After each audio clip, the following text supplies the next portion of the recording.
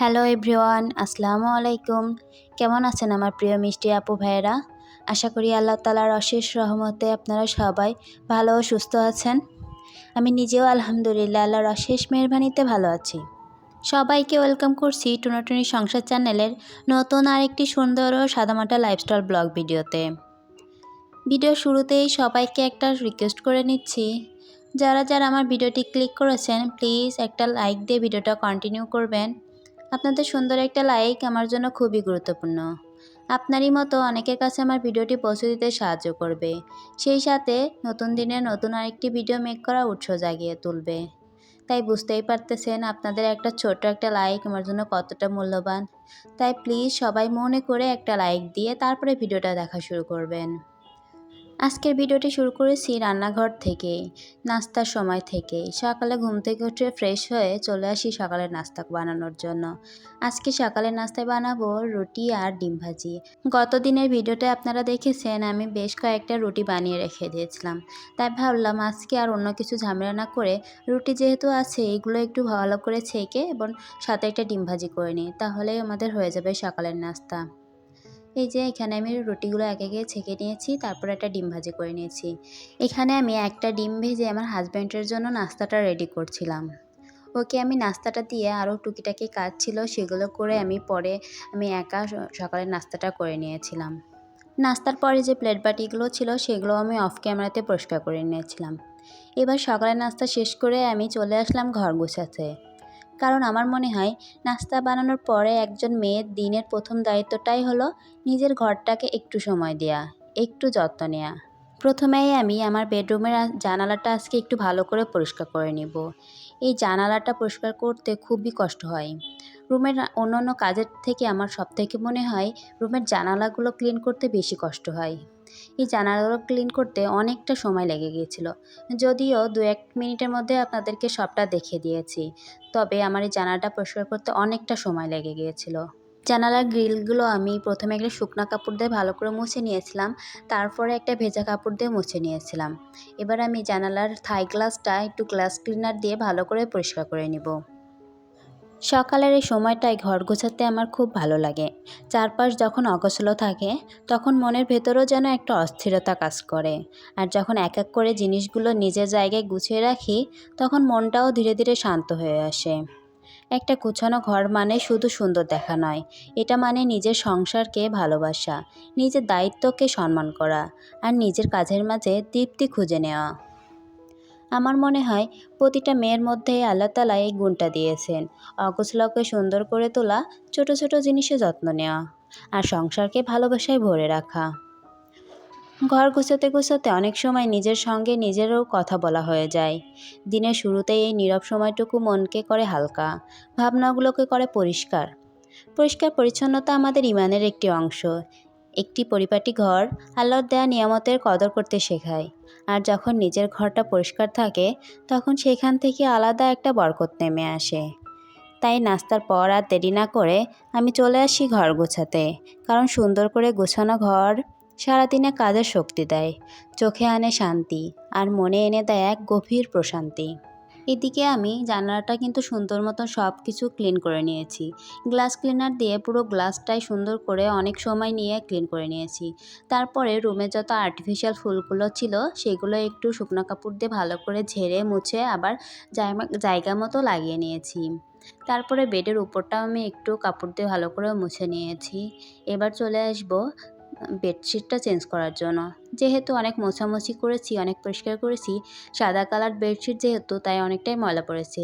তাই ভাবলাম আজকে বেডশিটটা চেঞ্জ করে নিই। তারপরে এই যে চলে আসলাম বেডশিটটা চেঞ্জ করার জন্য। প্রথমেই আগের বেডশিটটা উঠিয়ে এবার আমি একটা পরিষ্কার বেডশিট পেরে নিলাম। তারপরে বালিশের কভারগুলো পরিয়ে আমি সুন্দর করে বেডটা একটু গুছিয়ে নিব। বেডশিটটা পেরে কিন্তু আমি একটা ঝাড়ু দিয়ে সুন্দর করে চারদিকে ঝেড়ে বিছানার চাদরটা সুন্দর করে শার্ট করে নিয়েছিলাম। এবারে যে বালিশগুলো সুন্দর করে রেখে দিব।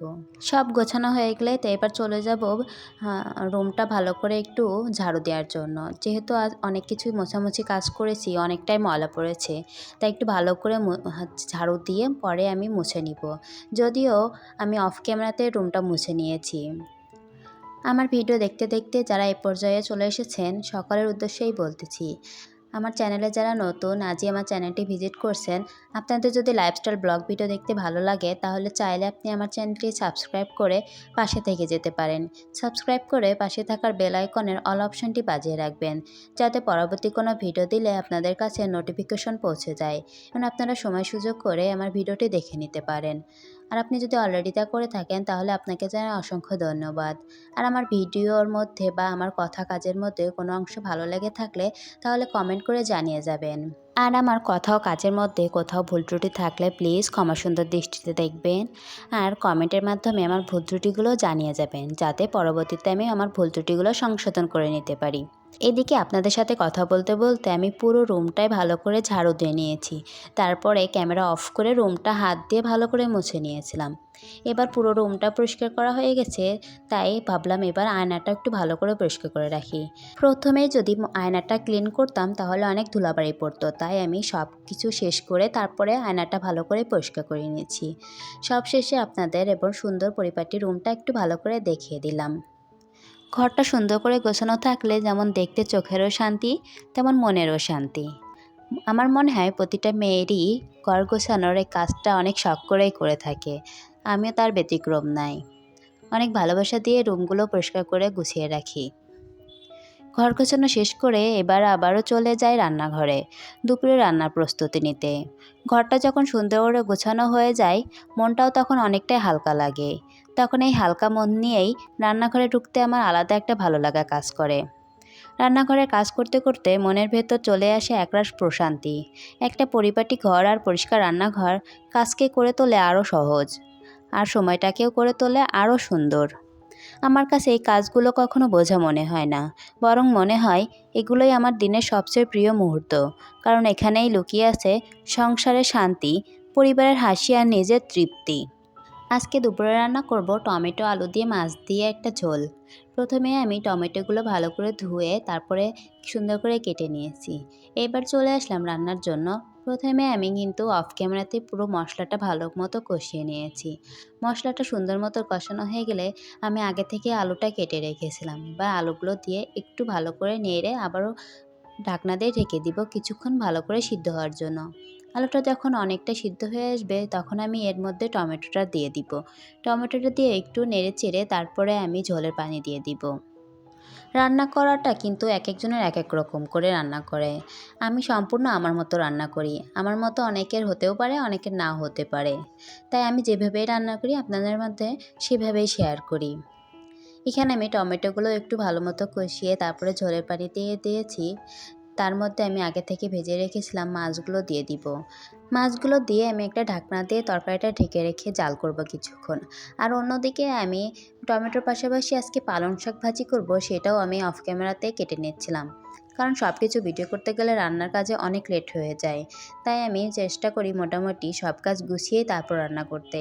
এদিকে আমার পালং শাকটা কাটতে কাটতে তরকারিটাও হয়ে গিয়েছিল। এবার আমি টমেটোর তরকারিটা একটা সুন্দর বাটিতে নামিয়ে নিব। টমেটোর এই পাতলা ঝোলটা খেতে কিন্তু আমার কাছে বেশ ভালো লাগে। মাঝে মধ্যেই আমি এভাবে পাতলা ঝোল করে রান্না করি। তারপরে তরকারিটা সুন্দর করে গুছিয়ে রেখে দিব। এবার চলে আসব পালং শাকটা ভাজি করার জন্য। এখানে আমি তেলের মধ্যে কিছু পেঁয়াজ, কাঁচামরিচ ও রসুন ভালো মতো একটু ভেজে নিয়েছিলাম। তার মধ্যে একটু আস্ত জিরেও দিয়েছিলাম। এবার একটু ভালো করে নেড়ে তার মধ্যে আমি কেটে রাখা পালং শাকগুলো দিয়ে দিব। আমি পালং শাকগুলো কিন্তু খুব ছোট ছোট করে কাটি নাই, যেহেতু এটা অনেক নরম সবজি অল্পতে সিদ্ধ হয়ে আসবে, তাই আমি অত ছোট ছোট করে কাটি নাই। এবার পালং শাকগুলো দিয়ে একটু লবণ দিয়ে ভালো করে নেড়ে চেড়ে নিব। যেহেতু পালং শাকটা অনেক নরম সবজি, এটা দেওয়ার সাথে সাথে অনেকটা পানি বের হয়, তাই ভাবলাম এদিকে পালং শাকটা হতে থাকুক, এপাশে আমি চুলাটা ভালো করে ক্লিন করে নিই। তাই চলে আসলাম, চুলাটা একটু সুন্দর মতো ক্লিন করে নিয়েছি। এদিকে চুলাটা ক্লিন করতে করতে চুলার চারপাশেও আমি কিন্তু সুন্দর করে ভালো মতো ক্লিন করে নিয়েছিলাম। আমি কিন্তু মাঝে মধ্যে রান্না করতে করতেও পুরো রান্নাঘরটা ভালো করে ক্লিন করে নিই। যেমন আজকেও পুরো রান্নাঘরটা ভালো করে মুছে নিয়েছিলাম এবং যে প্লেট বাটিগুলো হাঁড়ি কড়াই হয়েছিল সেগুলোও কিন্তু আমি বেশিরভাগই পরিষ্কার করে নিয়েছিলাম। এদিকে রান্নাঘরটাও পরিষ্কার করতে করতে আমার ওইদিকে শাকটাও অনেকটা হয়ে এসেছিল। এবার আমি শাকটা আরেকটু ভালো মতো নেড়ে তারপরে নামিয়ে নিব। আজকের মতো সবার সুস্বাস্থ্য কামনা করে এখানেই বিদায় নিচ্ছি। আল্লাহ হাফেজ। আসসালামু আলাইকুম।